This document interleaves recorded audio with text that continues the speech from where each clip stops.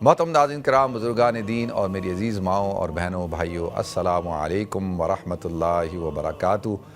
میں آپ کا میزبان عبدالوہاب آپ کو پروگرام گفتگو میں خوش آمدید کرتا ہوں۔ حج کا مہینہ جو ہے وہ شروع ہونے والا ہے، ذی الحجہ کا، اور ذی القعدہ کے آخری ایام چل رہے ہیں، اور بہت سارے حجاج کرام ماشاءاللہ پہنچ چکے ہیں، اور کافی حجاج کرام ابھی ان کی ڈیٹیں آ چکی ہیں۔ وہ ایک دو دن میں، کوئی نیکسٹ ویک میں، کوئی اس ویک کے آخر کے اندر ان کی فلائٹس ہیں۔ تو الحمدللہ کافی حضرات جو ہے وہ سفر کے لیے تشریف لے جا رہے ہیں۔ اللہ تعالیٰ ان کے حج کو قبول فرمائے، اللہ تعالیٰ ان کو حج کی برکات عطا فرمائے۔ تو لہذا ان کے لیے تو یہ بہت ہی مبارکباد کے مستحق ہیں وہ لوگ، اور سعادت مند ہیں کہ جن کو اللہ تعالیٰ نے یہ توفیق عطا فرمائی، اور یہ مقدس سفر اللہ تعالیٰ نے ان کے حصے میں لکھا۔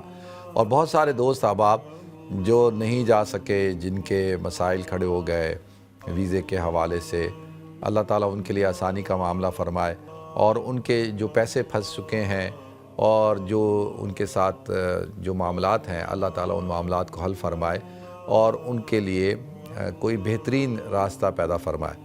اگر ہو سکے تو اللہ اسی سال میں ان کے لیے کوئی ابھی بھی ایام ہیں اور کوششیں ہو رہی ہیں، شاید اللہ تعالیٰ کوئی سبب پیدا فرما دے، اور اگر نہیں تو اگلے سال اللہ تعالیٰ ان کو اپنے گھر کی حاضری کی سعادت عطا فرمائے۔ تو لہذا ناظرین، حج جو ہے وہ اسلامی ارکان میں سے ایک بنیادی رکن ہے۔ حضور اکرم صلی اللہ علیہ وسلم نے ارشاد فرمایا، بنی الاسلام علی خمس، کہ اسلام کی جو عمارت ہے اس کی بنیاد 5 چیزوں پہ رکھی گئی ہے۔ شہادت اللہ الہ الا اللہ، سب سے پہلی چیز کیا ہے؟ اللہ رب العزت کی الہ ہونے کی شہادت دینا کہ اللہ کے علاوہ کوئی الہ نہیں۔ وَأَنَّ مُحَمَّدًا عَبْدُهُ وَرَسُولُهُ، اور محمد صلی اللہ علیہ وسلم اس کے بندے اور رسول ہیں۔ یہ بنیادی عقیدہ ہے جس کا معاملہ انسان کے بیلیف کے ساتھ ہے، یقین کے ساتھ ہے۔ تو شہادت اللہ الہ الا اللہ وَأَنَّ مُحَمَّدًا عَبْدُهُ وَرَسُولُهُ وَإِقَامِ الصَّلَاةِ، اور دوسرا رکن بنیادی نماز کا ہے، نماز فرض ہے۔ اللہ تعالیٰ نے مسلمانوں پہ 5 وقت کی نمازوں کو فرض کیا۔ اس کے ساتھ وَإِيتَاءِ الزَّكَاةِ، زکوٰۃ کو ادا کرنا، وَتَصُومُ شَهْرِ رمضان، اور پھر جو ہے رمضان المبارک کے روزوں کو رکھنا، اور اسی طریقے سے وَتَحُجُّ حَجُّ الْبَيْتِ، جو 5واں رکن ہے وہ ہے بیت اللہ کی زیارت کرنا اور حج کرنا۔ تو یہ ایک اسلام کے جو اراکین ہیں، جو پلرز آف اسلام ہیں، ان میں سے ایک بنیادی رکن ہے اور بنیادی فریضہ ہے۔ لیکن ناظرین، جو شہادہ ہے، اللہ کی وحدانیت اور الوہیت کے اوپر انسان کا یقین ہونا اور اس کا عقیدہ ہونا، حضور اکرم صلی اللہ علیہ وسلم کی رسالت اور ختم نبوت پر ایمان ہونا، یہ بیلیف کی بات ہے، یقین کی بات ہے۔ اور جب آپ نے یہ عقیدہ اختیار کر لیا اور اس کا اظہار کر دیا اور اس کے اوپر آپ ایمان لے آئے، تو بس اب یہ اس عقیدے کی بنیاد پر آپ مسلمان ہیں، اور آپ کا تعلق جو ہے وہ اہل ایمان میں سے ہے۔ باقی اس کا تعلق جو ہے وہ یقین کے ساتھ ہے، بیلیف کے ساتھ ہے، عمل کے ساتھ نہیں ہے۔ اصل ایمان پہلے کیا ہے؟ ایمان کا مطلب ہوتا ہے ماننا، یقین کرنا۔ اس کے بعد اعمال ہیں۔ اعمال کیا ہے؟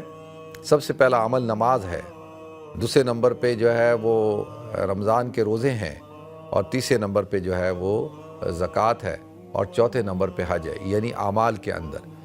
اب نماز ہر مسلمان کے اوپر فرض ہے، مرد اور عورت کے اوپر فرض۔ کسی صورت میں بھی نماز معاف نہیں ہے، سوائے آپ کوئی آدمی بے ہوش ہو جاتا ہے اور وہ 24 گھنٹے سے زیادہ بے ہوش رہا، اب نماز اس کے اوپر معاف ہے۔ اب وہ ہوش میں بھی آئے گا تو اس کو نماز قضا کرنی نہیں ہے۔ اسی طریقے سے مرفوع القلم ہے وہ شخص جس کی عقل فاتر العقل ہو جائے، مجنون ہو جائے، دیوانہ ہو جائے، یا اس کو ڈیمنشیا ہو جائے، تو اب وہ شخص بھی مرفوع القلم ہے، اس کے اوپر بھی کسی قسم کی کوئی عبادت فرض نہیں ہے۔ تو اس کے علاوہ اگر آدمی ہوش و حواس کے اندر ہے تو کھڑے ہو کر نماز نہیں پڑھ سکتا تو بیٹھ کر پڑھے، بیٹھ کے نہیں پڑھ سکتا تو لیٹ کے پڑھے، لیٹ کے نہیں پڑھ سکتا تو اشارے کے ساتھ نماز پڑھے، اور حالت جنگ میں بھی نماز ہے، سفر کے اندر، حضر کے اندر بھی نماز ہے۔ تو اب اگر وضو نہیں کر سکتا تو تیمم کرے، لیکن نماز اس نے پڑھنی ہے، اور نماز کا تعلق کسی ایسے معاملے کے ساتھ نہیں ہے کہ جی امیر ہے غریب ہے، کوئی ایسا ایشو نہیں ہے۔ تو اگر بیمار ہیں تو بیماری میں بھی نماز پڑھنی ہے۔ دوسرے نمبر پہ جو رمضان المبارک کے روزے ہیں، یہ سال میں ایک دفعہ رمضان کے مہینے میں پورے مہینے کے لیے فرض کیے جاتے ہیں، لیکن اس کے اندر یہ ہے کہ اگر آپ مریض ہیں اور اگر آپ سفر پہ ہیں، فمن کان منکم مریضا او علی سفر فعدۃ من ایام اخر، اگر آپ بیمار ہیں مریض ہیں تو آپ روزہ نہ رکھیں، فعدۃ من ایام اخر، آپ دوسرے دنوں کے اندر اس کی قضا رکھ سکتے ہیں۔ اور پھر ایک اور چیز کیا ہے، وعلی الذین یطیقونہ فدیۃ طعام مسکین، اور اگر آپ اتنے بیمار ہو گئے، اتنے بوڑھے ہو چکے ہیں کہ آپ کے اندر طاقت ہی نہیں ہے، تو نماز کا معاملہ یہ ہے کہ نماز آپ نے پڑھنی ہے، لیکن روزہ کیا ہے، فدیۃ طعام مسکین، آپ نے ایک مسکین کو 2 وقت کا کھانا کھلا دینا ہے۔ تو روزے کے اندر یہ ریلیکسیشن ہے، ٹھیک ہے۔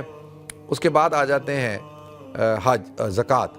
اب یہ زکوٰۃ ہے، زکوٰۃ ہر مسلمان کے اوپر فرض نہیں ہے، یعنی اس کا تعلق مال کے ساتھ ہے۔ جو صاحب نصاب شخص ہے اور ہولان ہول پورا سال اس کے مال پہ گزر گیا اور وہ صاحب نصاب ہے، تو اب اس کے اوپر زکوٰۃ فرض ہے، اور زکوٰۃ 2.5% فرض ہے۔ تو یہ اس شخص کے اوپر جو مالدار ہو، اور یہ سال میں ایک دفعہ، تو لہذا ہر مسلمان کے اوپر تو فرض نہیں ہے، یعنی جو مالدار ہیں ان کے اوپر فرض ہے، ٹھیک ہے جی۔ اس کے بعد آ جاتے ہیں حج۔ اچھا، حج جو ہے وہ زندگی میں ایک دفعہ فرض ہے۔ حضور اکرم صلی اللہ علیہ وسلم آپ نے حج کے بارے میں گفتگو کی، بتایا، تو ایک صحابی نے پوچھا یا رسول اللہ کہ حج ہر سال فرض ہے؟ تو آپ خاموش رہے۔ انہوں نے 3 دفعہ یہ سوال کیا، تیسری دفعہ میں حضور نے کہا نہیں، زندگی میں ایک دفعہ فرض ہے، زندگی میں ایک دفعہ۔ اگر تمہارے سوال کرنے پر میں کہہ دیتا کہ ہر سال فرض ہے تو یہ تو تم اس کی طاقت نہیں رکھ سکتے تھے، یعنی یہ تو ایسا حکم ہوتا کہ جو انسان اس کے اوپر عمل ہی نہیں کر سکتا۔ اب آپ مجھے بتائیں، یہاں پر حج زندگی میں ایک دفعہ کرنا ایک بہت بڑا مرحلہ بنا ہوا ہے، اور بہت سارے لوگوں کے لیے ایک بہت بڑے جو ہے وہ ایک چیلنج ہے کہ بھئی ہم اس کو کیسے کریں گے۔ تو اگر ہر سال حج کرنا فرض ہوتا تو وہ تو انسان اس کی طاقت ہی نہیں رکھتا۔ تو لہذا اعمال بھی اللہ تعالیٰ نے انسان کے اوپر وہی مکلف کیے ہیں، یعنی فرض کیے ہیں کہ جس کی وہ طاقت رکھتا ہے، جتنی اس کے اندر استطاعت ہے۔ اس کی استطاعت اور قوت سے زیادہ کسی بھی عمل کا بوجھ اس کے اوپر نہیں ڈالا گیا کہ وہ بوجھ جو اٹھا ہی نہ سکے۔ ہر سال اگر ہوتا تو ہم تو حج کر ہی نہیں سکتے تھے، تو لہذا اللہ تعالیٰ نے زندگی میں ایک دفعہ حج کو فرض قرار دیا۔ تو یہ بھی اللہ تعالیٰ کی طرف سے ایک امت کے لیے آسانی ہے کہ زندگی میں ایک حج کرنا ہے۔ تو لہذا اب حج جو ہے، اور حج کا پھر آپ نے ثواب بھی آپ نے اللہ کے رسول صلی اللہ علیہ وسلم نے بیان کیا کہ حج کا ثواب اتنا زیادہ ہے کہ الحج المبرور لیس لہ جزاء الا الجنہ، حج مبرور جس کی جزا صرف اور صرف جنت ہے۔ اب عائشہ صدیقہ رضی اللہ تعالیٰ عنہ نے حضور اکرم صلی اللہ علیہ وسلم سے پوچھا، رسول اللہ کون سا عمل سب سے زیادہ افضل ہے؟ تو حضور نے فرمایا کہ جہاد کرنا۔ کیا؟ جہاد، اور جہاد، اور اس کے ساتھ ساتھ پھر اس کے بعد کہا کہ حج جو ہے وہ بعض روایتوں میں ہے کہ حج جہاد سے زیادہ فضیلت والا ہے۔ تو اما عائشہ نے فرمایا کہ میں اب ہمیشہ جو ہے، اس کا مفہوم یہ ہے کہ میں ہمیشہ حج کروں گی، یعنی اتنی بڑی فضیلت اللہ کے رسول صلی اللہ علیہ وسلم نے بیان کی کہ حج کیا ہے۔ جو شخص حج کرتا ہے، من حج فلم یرفث ولم یفسق رجع کیوم ولدتہ امہ، حضور نے فرمایا جس شخص نے حج کیا اور اس حج کے اندر کوئی فحش گفتگو نہیں کی، بے حیائی کی باتیں نہیں کی، اور فجور گناہ کے کام نہیں کیے، اور اس طرح سے حج کیا، تو وہ ایسے حج کر کے لوٹتا ہے جیسا کہ اس کی ماں نے اس کو آج ہی جنا، یعنی وہ شخص ایسے پیدا ہو جاتا ہے کہ جیسا کہ وہ نیو بورن بیبی ہے، نومولود، گناہوں سے پاک اور ہر قسم کے گناہ معاف۔ یعنی اس پر علماء نے بیان کیا اس حدیث کی تشریح کرتے ہوئے کہ ہر قسم کے گناہ معاف ہو جاتے ہیں، گناہ صغیرہ بھی، گناہ کبیرہ بھی۔ تو لہذا حج کی کافی فضیلت ہے، اور حضور اکرم صلی اللہ علیہ وسلم نے حج کی فریضے کو بیان کرتے ہوئے فرمایا کہ دیکھو جس کے اوپر من ملک ذادن اور راحلتن، جو شخص مالک ہے من ملک ذادن اور راحلتن، یعنی سواری کا، اس کے پاس سواری ہے یا وہ وہاں تک پہنچ سکتا ہے، اور اس کے پاس توشہ ہے، اس کے پاس اخراجات ہیں، زادن اور راحلتن تبلغہ الی بیت اللہ، اور وہ بیت اللہ پہنچ سکتا ہے، یعنی سارے کے سارے اسباب اور وسائل اس کے پاس موجود ہے اور وہ وہاں پہ پہنچ سکتا ہے۔ اس کے بعد اگر وہ حج نہیں کرتا تو فلم یحج، اگر اس نے حج نہیں کیا تو فلا علیہ ان یموت یہودیا او نصرانیا۔ تو حضور اکرم صلی اللہ علیہ وسلم نے ارشاد فرمایا تو پھر مجھ پر یہ ذمہ داری نہیں ہے کہ وہ یہودی ہو کر مرتا ہے یا نصرانی ہو کر مرتا ہے۔ اور پھر یہ آیت وَلِلَّهِ عَلَى النَّاسِ حِجُّ الْبَيْتِ مَنِ اسْتَطَاعَ إِلَيْهِ سَبِيلًا وَمَنْ كَفَرَ فَإِنَّ اللَّهَ غَنِيٌّ عَنِ الْعَالَمِينَ، کہ لوگوں پر یہ اللہ کا حق ہے وَلِلَّهِ عَلَى النَّاسِ حِجُّ الْبَيْتِ، کہ اس کے گھر کا حج کرے، وَلِلَّهِ عَلَى النَّاسِ حِجُّ الْبَيْتِ مَنِ اسْتَطَاعَ إِلَيْهِ سَبِيلًا، جو استطاعت رکھتا ہے وہاں تک پہنچنے کی، وَمَنْ كَفَرَ، اور جو انکار کرے، جو منکر ہو جائے، جو نہ کرے، وَمَنْ كَفَرَ فَإِنَّ اللَّهَ غَنِيٌّ عَنِ الْعَالَمِينَ، تو اللہ تعالیٰ جو ہے وہ غنی ہے عالمین سے، اللہ تو کسی کا محتاج نہیں ہے، سارے اللہ کے محتاج ہیں، اللہ غنی ہے۔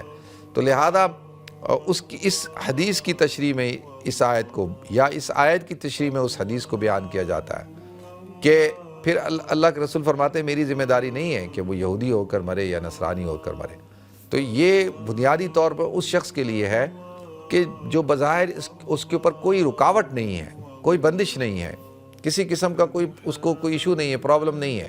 اب مثال کے طور پہ اب یہ جو حضرات ہیں جنہوں نے حج کے پیسے بھی جمع کرا دیے اور سب کچھ کر دیا، لیکن اب ان کے لیے اجازت نامہ نہیں ہے، ویزے کا ایشو کھڑا ہو گیا ہے، ان کے لیے جو ہے وہ اب حکومت کی طرف سے یہ معاملات کھڑے ہو گئے ہیں، تو اب ان کے اوپر کسی قسم کا کوئی گناہ نہیں ہے۔ یہ نہیں ہوگا کہ یہ اس حدیث کے وعید کے اندر شامل ہوں گے، یہ نہیں ہوں گے۔ یعنی اگر کسی کو حکومت کی طرف سے روک دیا گیا ہے، یعنی کوئی ایسی صورتحال ہو گئی کہ بھئی حکومت اجازت نہیں دے رہی، جیسے بہت سارے لوگ ہیں پولیٹیکل بنیادوں پر جن کے پاسپورٹ ضبط ہیں اور جو ٹریول نہیں کر سکتے، تو اب وہ اس وعید سے خالی ہیں، یعنی ان کے اوپر اس وعید کا اطلاق نہیں ہوتا کہ بھئی یہ بھی اس میں شامل ہو گئے، یا کوئی اور کوئی ایسے معاملات ہو گئے، مثال کے طور پہ حالت جنگ ہو گئی کہ بھئی جنگ شروع ہو گئی ہے تو فلائٹیں کینسل ہو گئی، تو وہ بھی اس وعید میں شامل نہیں ہو گئے۔ کوئی شخص ہے اس کی صحت اس بات کی اجازت نہیں دے رہی کہ وہ اتنا بیمار ہو گیا کہ اب وہ ٹریول نہیں کر سکتا، تو وہ بھی اس وعید میں شامل نہیں ہوگا۔ یہ وعید اس کے لیے ہے کہ جس کے ساتھ کسی قسم کا کوئی پرابلم نہ ہو، کوئی ایشو نہ ہو، اور وہ بڑی آسانی کے ساتھ جا سکتا ہے، تو اس کے لیے ہے کہ بھائی اس کو حج کرنا چاہیے۔ اگر وہ نہیں کرتا اور یعنی اس کا ارادہ بھی نہیں ہے، یعنی اب دو قسم کے لوگ ہیں نا، ایک وہ لوگ ہیں جن کا ارادہ ہے اور جو ہمیشہ ارادہ کرتے ہیں کہ جی ہم نے جانا ہے، اور وہ کوشش کرتے ہیں، بس کسی کوئی رکاوٹ آ جاتی ہے، کوئی اس قسم کے کوئی ایشو کھڑا ہو جاتا ہے تو چلیں کم سے کم نیت تو ہے، ان کا ارادہ تو ہے۔ ایک وہ شخص ہے جس کا ارادہ ہی نہیں ہے، جس کی نیت ہی نہیں ہے، اور اس نے سوچا بھی نہیں کبھی کہ بھئی میں نے حج بھی کرنا ہے یا میں نے حج کے لیے بھی جانا ہے، تو یہ وعید اس کے لیے ہے۔ تو کم سے کم ہم جو وہ حضرات جنہوں نے حج نہیں کیا ابھی تک اور ان کے اوپر حج فرض ہو چکا ہے، تو ان کو کم سے کم یعنی یہ تو نیت کر کے رکھنی چاہیے اللہ کہ بس تو جیسی ہمیں موقع دے گا کہ ہم حج کریں گے اور پہلی فرصت کے اندر کریں گے، تو اور دعا کریں۔ سب سے پہلی چیز تو نیت ہے کہ بھئی آپ نے نیت کرنی ہے اور پھر دعا بھی کرنی ہے اور پھر ان اسباب کو اختیار کرنا ہے، تو انشاءاللہ پھر اللہ تعالیٰ جو ہے وسائل بھی پیدا کرے گا، ذرائع بھی پیدا کرے گا، اللہ تعالیٰ راستہ بھی کھول دے گا۔ تو لہذا یہ ان لوگوں کے لیے وعید نہیں، یہ ان لوگوں کے لیے جو بالکل جن کے ساتھ کوئی ایشو نہیں ہے اور وہ اس کو یعنی کنسیڈر ہی نہیں کرتے۔ تو لہذا حج دیکھیں ناظرین ایک ایسی عبادت ہے کہ جس کے اندر اللہ رب العزت سے آپ کا ایک محبت اور ایک تعلق کا اظہار ہوتا ہے۔ ایک انسان کسی سے محبت کرتا ہے، دیکھیں میں اور آپ جب ہماری عقل پروان چڑھ رہی ہوتی ہے، ہم ہوش میں آتے ہیں تو ہم نماز پڑھنا شروع کرتے ہیں، اور ہمیں کہا جاتا ہے کہ بھئی قبلے کی طرف منہ کرو، کعبہ کی طرف منہ کرو، تو ہمیں پھر وہ تصویر دکھائی جاتی ہے، یہ کعبہ ہے، یہ اللہ کا گھر ہے، اور اس طرف رخ کر کے نماز کو پڑھنا ہے۔ ہمیشہ یعنی یہی ٹریننگ کرائی جاتی ہے کہ بھئی قبلے کی طرف رخ کرو۔ کس کی طرف رخ کرو؟ کعبہ کی طرف رخ کرو، یہ اللہ کا گھر ہے۔ ساری زندگی میں اور آپ کعبہ کی طرف رخ کرتے ہیں، بیت اللہ کی طرف رخ کرتے ہیں، تو اور اللہ سے محبت کرتے ہیں، دعویٰ کرتے ہیں، تو جس سے محبت کی جائے، جس سے محبت کا دعویٰ کیا جائے، اور جس گھر کی طرف رخ کر کے نماز پڑھی جائے، کیا اس کا اتنا حق نہیں بنتا کہ آپ زندگی میں ایک دفعہ اس کے گھر کی زیارت کریں؟ وَلِلَّهِ عَلَى النَّاسِ، لوگوں پر اللہ کا حق ہے۔ یہ یہاں پہ اللہ کہہ رہا ہے یہ میرا حق ہے، تم میرے گھر کی زیارت کرو۔ تو یہ بنیادی طور پر اس کے اندر ایک محبت ہے، عشق ہے، اور عقیدت سے بڑھ کر جو ہے وہ اس کے اندر جو ہے وہ معاملات ہیں جو عاشقانہ معاملات ہیں، جو محبت کے معاملات ہیں۔ عقیدت تو ہے ہی، لیکن اس کے ساتھ ساتھ جو ہے محبت کا معاملہ ہے۔ تو اللہ کہتا ہے کہ بھئی ساری زندگی تم میرے گھر کی طرف رک کر کے نماز پڑھتے ہو، تو لہذا اب تم پر یہ حق ہے میرا کہ تم میرے گھر کی زیارت کرو۔ وَلِلَّهِ عَلَى النَّاسِ حِجُّ الْبَيْتِ، تو لوگوں پر یہ اللہ کا حق ہے۔ تو لہذا ناظرین، اور پھر اس عبادت کا رنگ ہی الگ ہے۔ یعنی آپ دیکھیں کہ جتنی اگر لاجیکل دیکھا جائے، کوئی انسان اس کو بیٹھے اور ایک وہ لاجک تو ہم بنا لیں گے، یقینی طور پہ ہر ایک چیز کا ایک پس منظر ہوتا ہے، ایک منظر ہوتا ہے، جو ضرور ہے کہ جو چیز ایک ظاہری طور پہ نظر آ رہی ہے اس کا ایک باطن بھی ہوگا، وہ اس کو بیان کیا جا سکتا ہے۔ لیکن ان ساری چیزوں سے ہٹ کر آپ حج کی عبادت کو دیکھیں، حج کے افعال کو دیکھیں، حج کے اراکین کو دیکھیں، اور جو اس کے معاملات ہیں ان کو دیکھیں، تو اس کے اندر تو سوائے عشق اور محبت کے اور کوئی چیز ہمیں نظر نہیں آتی۔ دیوانہ پن ہے اس کے اندر۔ کیا کہ جی آپ نے اپنے کپڑے اتار دیے ہیں۔ اب یہ جو کپڑے ہیں، انسان اپنے لباس کا کتنا خیال رکھتا ہے نا۔ کچھ لوگ ہوتے ہیں لباس ان کے لیے علامتی طور پر طاقت کا اظہار ہوتا ہے، جی آپ فوجی جنرل ہیں اور یونیفارم پہنتے ہیں، اسی طرح آپ پائلٹ ہیں، آپ کیپٹن ہیں، آپ جج ہیں، آپ کا ایک گون ہے، آپ عالم ہیں، آپ جبہ پہنتے ہیں، عمامہ باندھتے ہیں، آپ جو ہے وہ مختلف قسم کے لباس ہیں تفاخر کے، اور آپ کی شخصیت کو ممتاز کرنے کے، آپ کی طاقت کا اظہار کرنے کے۔ اللہ کہتا ہے وہ سارے لباس اتار دو، کوئی کسی قسم کا کوئی تفاخر کا لباس تم نے نہیں پہننا، کوئی علامتی لباس نہیں پہننا جس کے اندر تمہاری طاقت اور تمہاری شوکت کا اظہار ہو۔ کہتے ہیں نا وہ جو پچھلے دنوں ٹرمپ نے کیا کہا، وہ جو یوکرائن کا صدر تھا اس کو بولتا تم نے کپڑے کیسے پہنے، تم نے سوٹ کیوں نہیں پہنا؟